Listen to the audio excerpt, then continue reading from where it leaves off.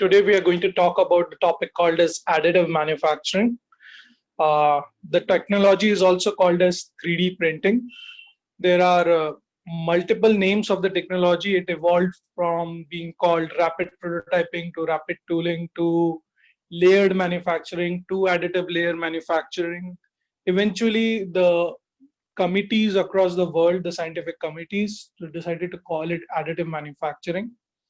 3D printing is still a very common name. If you look on Google for trends about the word additive manufacturing, this evolved starting 2012, 2013 onwards. But 3D printing was already common back in 2005, 2006 time frame. Having said that, let's go to the next slide and have a look at what exactly are we going to talk about in the webinar today. So we are going to first introduce the field of additive manufacturing. What is it all about? What all things can you do with 3D printing or additive manufacturing? What are the current trends? Where is the world heading towards in additive manufacturing? What is the state of the art as of today in additive manufacturing? We'll then talk about leading solution providers. And here we will now split it into two halves. One is the machine manufacturer, the manufacturer of additive manufacturing equipments. And second is all about who are the actual users of this technology. Because making a machine is one thing and using it for some production is another thing. So we'll split this session here into two. We'll talk about some technical content in the sense that what happens in additive manufacturing, what are the various stages, what are the things that have to be done. Then we'll start talking about what are the type of jobs and roles that you will find in additive manufacturing from initial level to intermediate level to the senior executive levels. And then we'll have one quick case study about a successful implementation of additive manufacturing into production of equipment. Okay. And of course, how to get into this domain is something that we will talk about. That's more about what skill sets do you need to have to get into additive manufacturing industry. Okay. Moving on to the next slide. First thing is the introduction of additive manufacturing. Like I said, it's also called 3D printing. The terms will be used interchangeably. You will keep on hearing me or anyone else whom you talk about additive manufacturing using the word 3D printing at times. Sometimes it's called AM, which is the short form for additive manufacturing. People call it 3DP. But the intention is what everybody means is addition or deposition of material to create the final shape in the required material. Okay, so if you look at the image on the left, there is a plastic part which is being made. So layer upon layer, the material is being deposited to get the final shape. Okay. It is typically used for unique low quantities of this parts and highly customized designs. This is where additive manufacturing has the best advantage, or it's called the sweet spot of manufacturing for it. If you have very unique designs, very low quantities that are needed, highly customized designs, you want 10 different designs for 10 different customers, that's where additive manufacturing can help you out. Okay. If you're wondering about the first point, addition of material to create, layer upon layer, just think about civil engineering, or if anybody of you have seen the construction of a house, how bricks are laid one above the another to actually create a wall. That is exactly what's happening in additive manufacturing. The bricks in this case are very fine. That's the material which is put in millimeter or micrometer range. That's more or less about a very crude introduction to additive manufacturing. Let's move to the next slide. Yeah, so what exactly happens here? What are we talking about? So we're talking about first having a design, a CAD model, okay? A 3D design that you actually want to build, designed on a computer. This can be done through any standard CAD softwares, can be done through any standard design softwares, be it Creo or Autodesk or SolidWorks or Rhino, or even Microsoft Paint is now coming up with 3D design software. So anything that you can think of which can be used to create 3D designs, that is the primary thing. For additive manufacturing, you need to have a CAD model. Once you have the CAD model ready, you need to have put it into a specific software. Now, why I mentioned software separately is because this software is essentially machine specific, the 3D printer specific software. What this software does is reads that CAD file, creates it into those multiple layers which have to be deposited one over each another, creates those cross sections, and then creates the path for the deposition mechanism, which is either a nozzle or a inkjet printer head or anything, which would deposit the material eventually. Okay. Having said that, third thing, of course, that's needed to be fed into the 3D printer, other than the design and the tool path, is the material itself. Which material are you printing it in? There are multiple forms of material, multiple shapes of material, multiple types of material. The material could be powder, could be wire, could be solid chunks. It all depends on the technology that you are using for 3D printing. Now, the machine or the 3D printer, it would take that software data, it would take that hardware, which is the material, have a power source, and then just deposit as it is told. So just like people used to say for computers, they are garbage in, garbage out. Machine also is garbage in, garbage out. If you don't have a good design in, you won't get a good design out. If you have put a very good design in, a very good design part would come out. Okay. Now, the printed part or the additively manufactured part has to go through certain finishing operations, because the build quality at times is equivalent to some of the conventional manufacturing processes like casting, but people need much more finer and smoother surfaces. We'll discuss more about it again in the case study, but that is what it is all about. And then there are, of course, process constraints. Just like any manufacturing process, 3D printing also has its own constraints. Now, these constraints will determine how your finishing operation has to be and what finishing operation has to be implemented. Once you have done everything, you get the final part. So whatever you had designed as the initial 3D CAD part or in the software, that is exactly what you will get as the final printed part. Okay. Moving on to the next slide.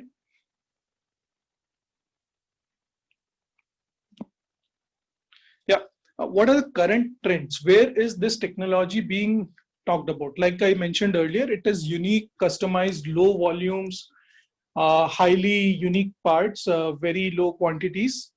It is being used in multiple industries, be it healthcare. Most recent example being the COVID-19 situation. People are printing face shields to respirator parts, to walls, to anything and everything that you can think about. But it has always been used in healthcare industry to print implants, be it the hip implant or the jaw implant or the head implant, replacing bones, because each patient has a specific need. The bone implant has to be of that patient size. If the patient cannot fit to the implant size, the implant has to fit to the patient's body type. That is where 3D printing is being used.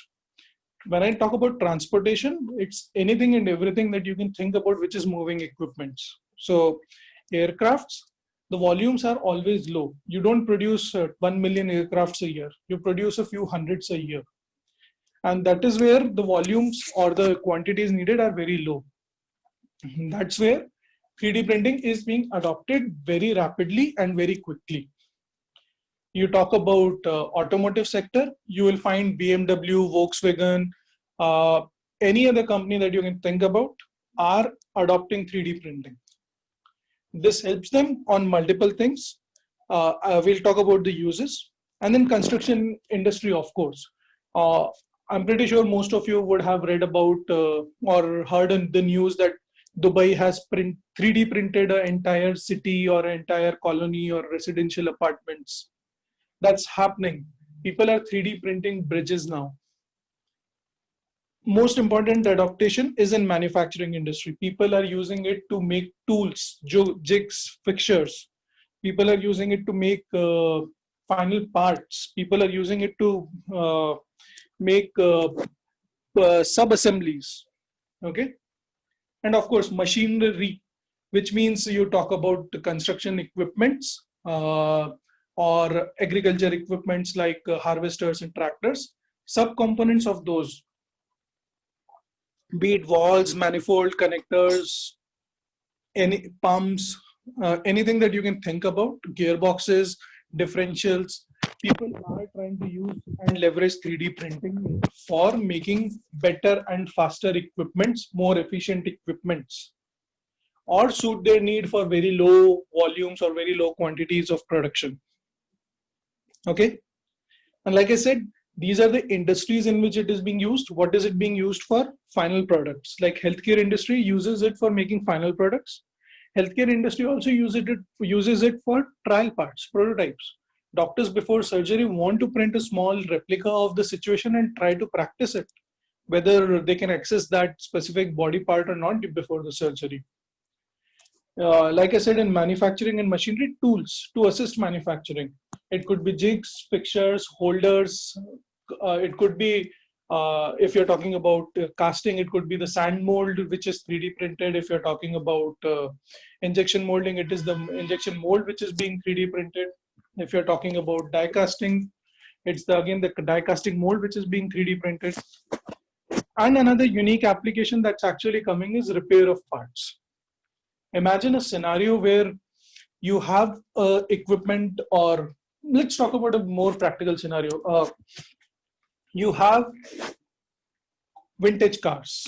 Now, in all these vintage cars, there would be need for some parts here or there sooner or later, right?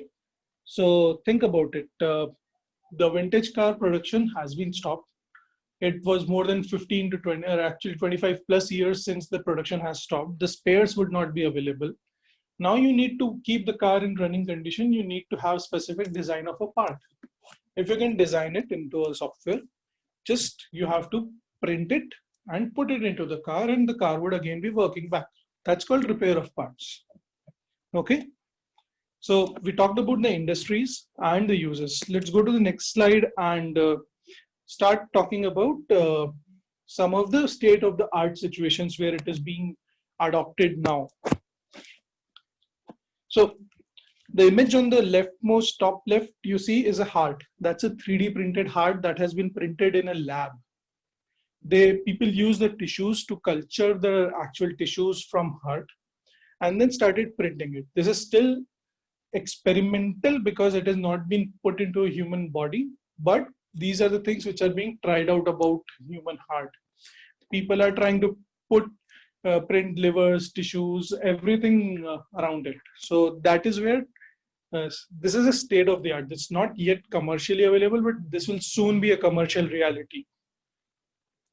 There is an Italian company called as Foodini, which has a food 3D printer. It takes food as a raw material and prints the various things that you can see, some of the delicacies that have been put there into various shapes, sizes that you want to. Satellite antenna is something we'll talk again in the later stages of this presentation, but that's another thing. So people are using it for aerospace parts, not just aerospace, satellite parts also. These satellite parts have gone into space on the Juno, NASA's Juno expedition, which is going to Jupiter. There are 3D printed satellite parts on it. Respirator valves is the one that I had just talked about during the COVID situation in Italy. The country was short of valves. These are $1,000 a valve each.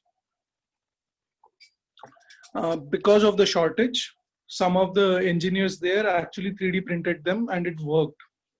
They were able to print 100,000, almost 10,000 units in a span of 3 days. Imagine the lives saved because of these.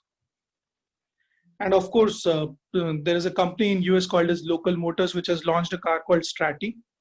This car, except for the differential and the engine, everything is 3D printed. A differential engine and the wheels, everything else is 3D printed. The entire chassis of the body, steering wheels, seats, everything is 3D printed.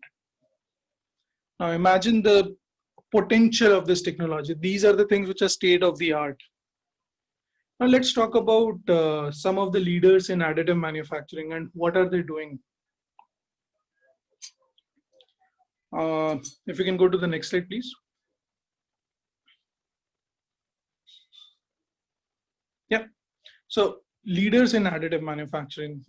Like I said, we will split here. We'll talk about 3D printer manufacturers. We'll talk about 3D printer users. And then there are some consortiums which need a special mention. So they are also mentioned in this specific slide. So 3D printer manufacturers, there are companies like EOS. There is a company called Stratasys. There are 3D systems. There is HP, which has recently ventured into 3D printing. GE was in news a couple of years ago for buying 2 main 3D printer manufacturing companies in a single month. So these are some of the big things, big manufacturers of 3D printer across the world who are in continuous production of 3D printing and the associated equipments and the raw material needed for 3D printing.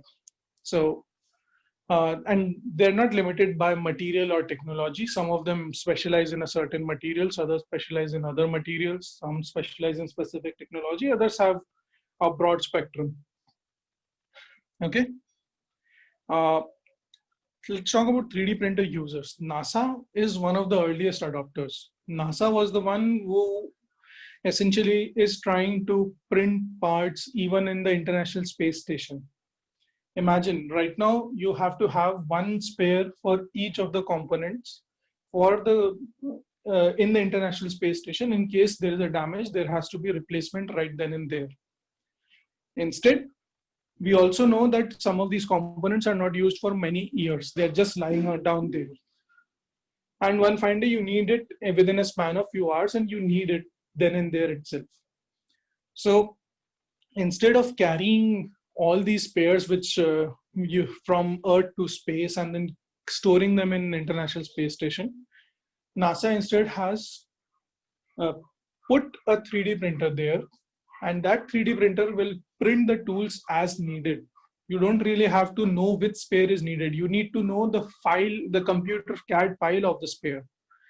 That reduces the extent of material that has to be transported to International Space Station every year. That also reduces the extent of material that is needed to be carried in the International Space Station. And if the spare is not needed, there's no point in carrying and keeping it there as well, right?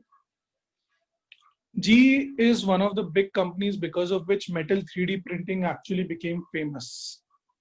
GE launched a LEAP engine, which was the first successful, which had a fuel nozzle, which was the first successful commercial certified 3D printed metal part application. This made a lot of noise back in 2015. Everybody was going crazy about it. Everybody used to talk about it because this was the first successful application. They had 20 different parts which were consolidated into just one simple part because of 3D printing technology. That saved them a lot of cost, a lot of lead times, and a lot of quality issues during production. Siemens is another company which is into making turbines, exploring can we make gas turbines through 3D printing. All the aerospace companies, the 2 major giants, Airbus and Boeing, are 3D printing parts or have their 3D printing divisions which have done or are doing something about 3D printing. For example, Airbus has its own specific material developed for 3D printing, which is so superior to the conventional grades and could not have been made through conventional process. Boeing has already launched a satellite part along with NASA, which was 3D printed. And like I said earlier, Ford, Volvo, BMWs, all these are adopting 3D printing for either prototyping of cars or actually making the end product.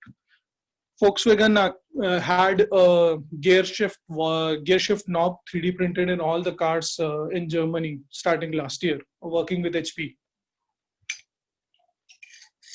Then there are service bureaus. I put a star there because there are not one, but there are multiple. There are many across the world. There are many in India, many in US, many in Europe. You name a country, there would be service bureaus. What these guys are doing is these guys have bought 3D printers from the manufacturers and are acting as a connection between the users and the manufacturers to help them prototype some of the parts, to help them print some of the parts. And these guys are actually the place where there is the maximum leverage. They have the maximum variety and bandwidth for 3D printing some or the other component. Okay. And like I said earlier, consortiums. So we have America Makes as one big consortium, which was launched back in 2015. And NAMIC is another consortium out here in Singapore. Both of them are actually talking about collecting or getting together all these manufacturers, users, service bureaus, and trying to find out how to make process more effective, how to make it faster, better, efficient, energy efficient, cheaper. So all those things are actually happening in these consortiums and the efforts that they're putting together. So there are multiple joint research. They even call universities together and have very good projects around 3D printing to make everything better. If we go to the next slide, here is some of the technical aspects of 3D printing. Like I was saying earlier, it's classified based on the raw material used or the process used or the form of raw material. Based on all these consortiums and the efforts in the last few years, 2016, 2017 timeframe, ASTM, American Society for Technology and Materials, I'm missing the name. Okay, came up with a standard called as F42 standard, which talks about definition of additive manufacturing and classification of additive manufacturing. The definition of additive manufacturing, as you talked in the beginning, was layer upon layer addition of material to get the final part. That is additive manufacturing. And then there are, of course, 7 broad classifications, which is based on raw material and power source, which is used to print parts. And these classifications are material extrusion, VAT photopolymerization, powder bed fusion, material jetting, binder jetting, sheet lamination, directed energy deposition. I'll quickly talk about one company each. So material extrusion, Stratasys is a pioneer. VAT photopolymerization, there are companies like Carbon 3D, which are pioneers. Powder bed fusion, EOS is a pioneer. Material jetting, X1 is a pioneer. Binder jetting, HP printers are there. Sheet lamination is not so popular, but slowly gaining popularity. There are companies like Fabrisonic, which are working on there. Direct energy deposition is another method where you have companies like Sayaki and DMG Mori, which are working very significantly. And I'll again iterate. There are each step from design to the final part. We saw the chart in the beginning of the slide set. From the design to software, to materials, to the printer, to finishing, to the final part. Anything and everything you talk about, each of these steps has its own challenges and constraints. And they vary from process to process. Based on which of these 7 you pick, it would vary. It would vary from material extrusion to directed energy deposition to powder bed fusion. So each of these parts, and this is not true just for additive. If you think about any manufacturing process, they have their own constraints, they have their own problems, they have their own challenges. So it's just that the set of challenges in additive manufacturing is very different from the conventional manufacturing process. Like I said in beginning, that is what makes additive manufacturing good for unique parts, good for customizable parts. While conventional manufacturing has its own benefits, it is very good for mass manufacturing. It is good for making 100,000 parts or 1 lakh parts a year. Additive manufacturing is suited for making 10 to 100 parts a year. Just like any other technology, they have their own benefits and limitations. Now let's come to the next point. If we can go to the next slide, please. Yeah, what are the typical career paths or typical jobs? And like I said, we will split into 2 things. One of the things is 3D printer manufacturers. Second is 3D printer machine users. On the manufacturing side, you will constantly see on the next 3 slides, the chain is more like any product manufacturer. You would need people who can make printers, who can design a software for a printer. Just think of any equipment that you want to make, be it cell phone or be it a 3D printer or be it a car. You would need people who can source the material, who can design this individual units. You will need suppliers to make those individual units. You will come back to your plant, assemble, test, and this is where you see a lot of things in terms of machine designers, assembly of printers, testing of printers, and of course the software developers.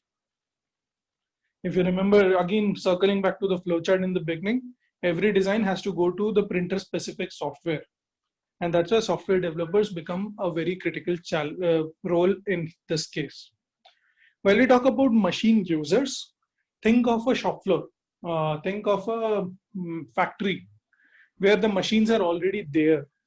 Now, what kind of roles would be there? There would be people who would be machine operators. There would be people who would be involved in finishing and setting up of the machine. Like I said, each of the finishing operations after 3D printing based on the process is very unique. So there would be specific people for specific finishing operations. Of course, there would be an operations supervisor or an operations manager to see how these machines, set of machines together is running. Are they being set up properly? Are they giving the right throughput? Are there constant errors or something happening? But important part here is also the part designer and design consultants.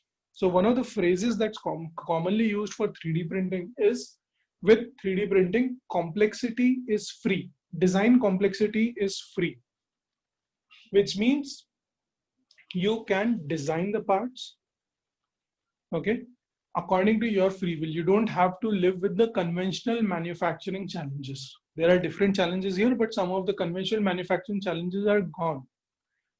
That is where you need people with new design thoughts, new crazy ideas, new innovative designs. And this is what is all about in terms of part designers and design consultants. Design consultants are the guys who understand the 3D printing challenges, the constraints of 3D printing. And the part designers are the guys who come up with all those crazy ideas about what else can be done. Why does a hole has to be a straight line? Why can't it be a spiral hole that can be drilled inside a part? So all those things together, these two people have to work together and eventually come up with a feasible design which can be 3D printed. And let me tell you, the example that I just cited is actually possible. There are people who have designed spiral holes inside a solid cube, and with conventional manufacturing process, that is just not possible. Okay, let's go to the mid-level jobs now. Yeah, so the senior level, yeah. So we're talking about, again, manufacturer as a product manufacturer, be it car or mobile phone or 3D printers.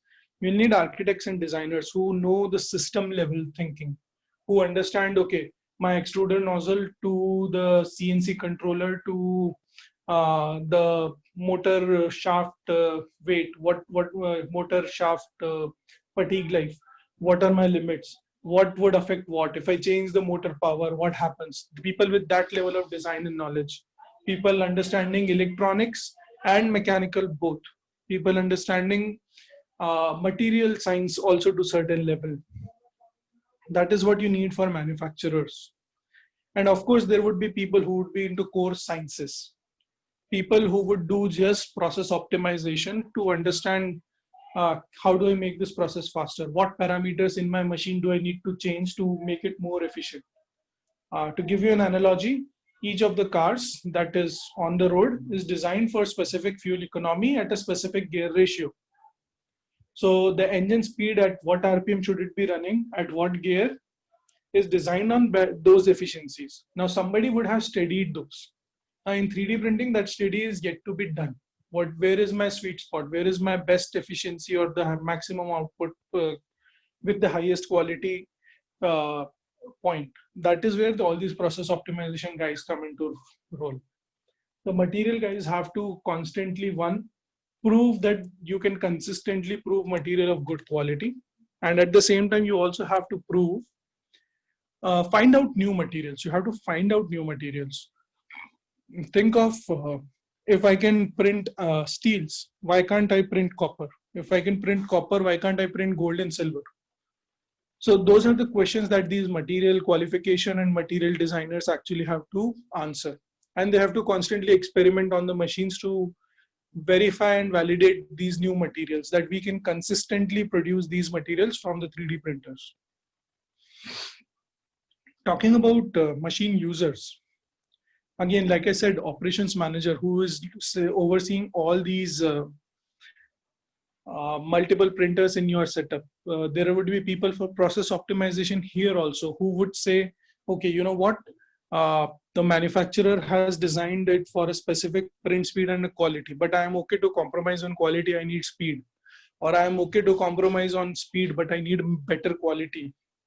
That is where people with process optimization skills are needed here also, and there are specific roles in multiple groups for around that.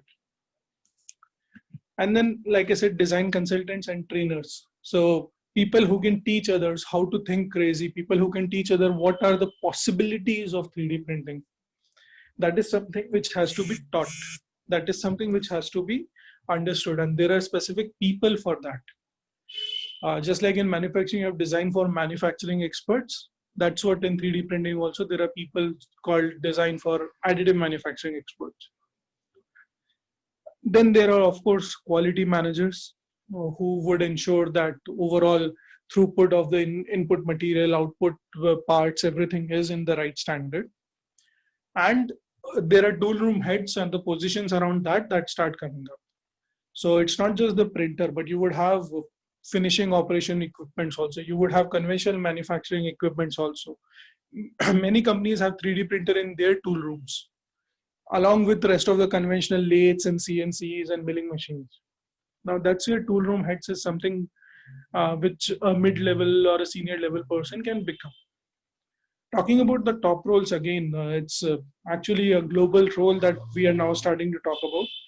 Of course, in a manufacturing firm where you may manufacture products, you can become CEO, CTO, director for marketing, sales, chief technology officer, and expert and specialist in software and specialist in mechatronics and electronics. On the user side, again, you can become operations head. If your company is making parts just out of 3D printing and nothing else, you can even be at the level of chief operating officer. And then most of the companies are now creating positions around industry 4.0 initiatives. There are many people who are running those initiatives in many big firms. Now 3D printers along with the industry 4.0 are all coming with industry 4.0 capabilities. They're talking about connectivity, they're talking about artificial intelligence, they're talking about automatic corrections of process, they're talking about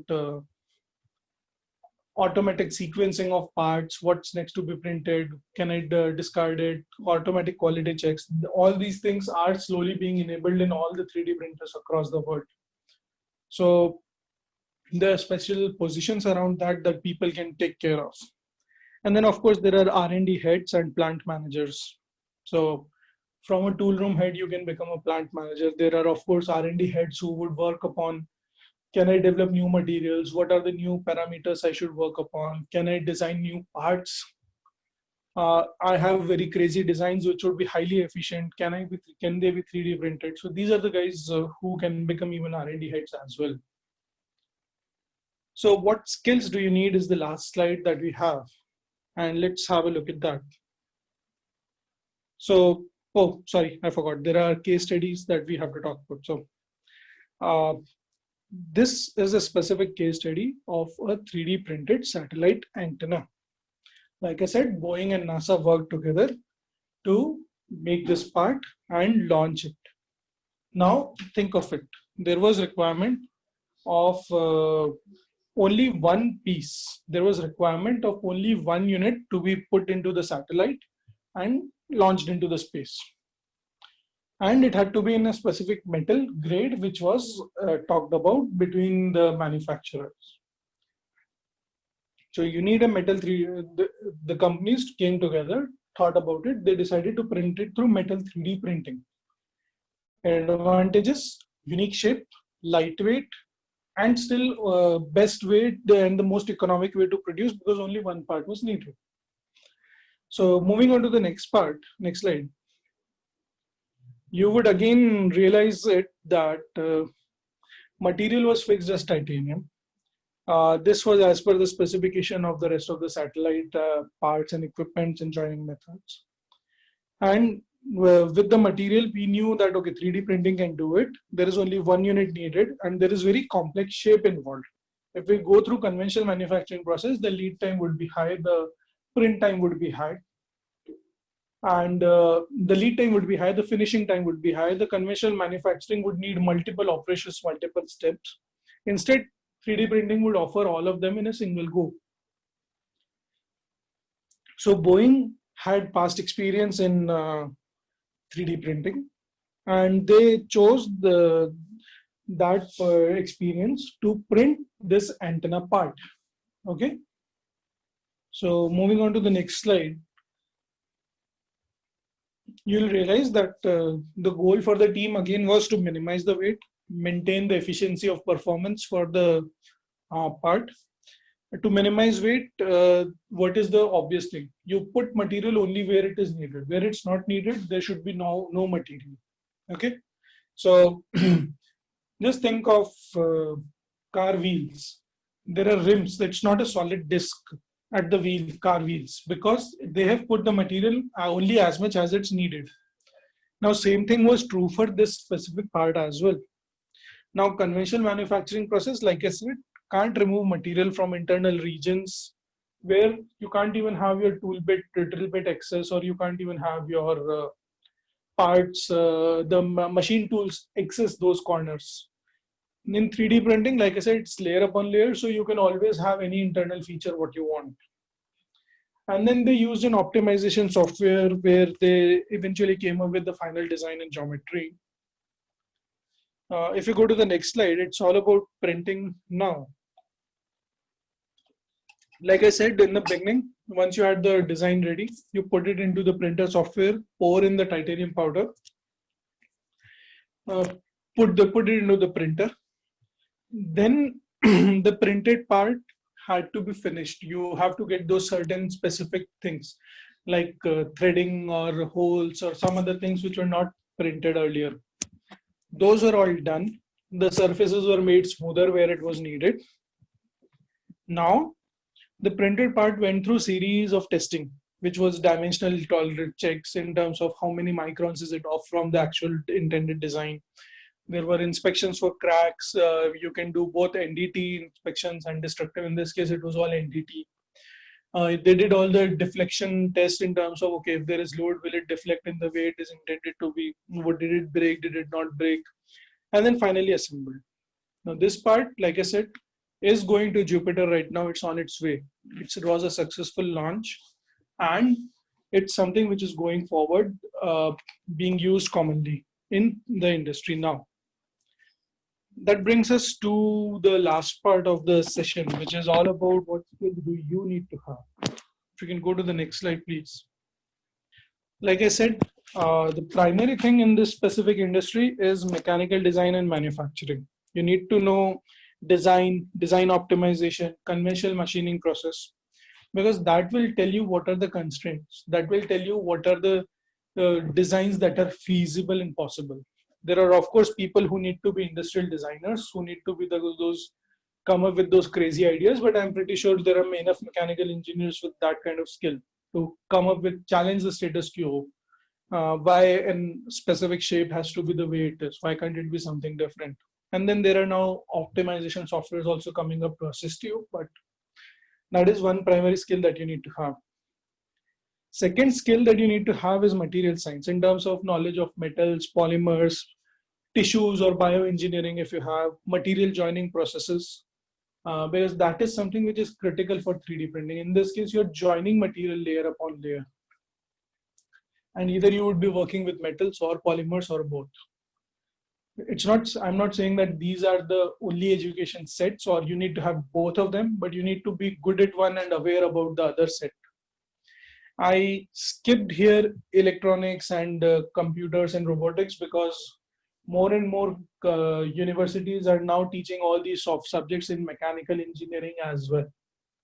But if you have that kind of domain with a nick for design, with a understanding of design and what are the constraints, what is fatigue, what is ultimate tensile strength, I think that also is good enough for you, even with an electrical electronics background, to venture into additive manufacturing industry.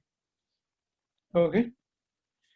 And then, like I said, you should be able to question the conventional design constraints. You should be able to understand the challenges of additive manufacturing.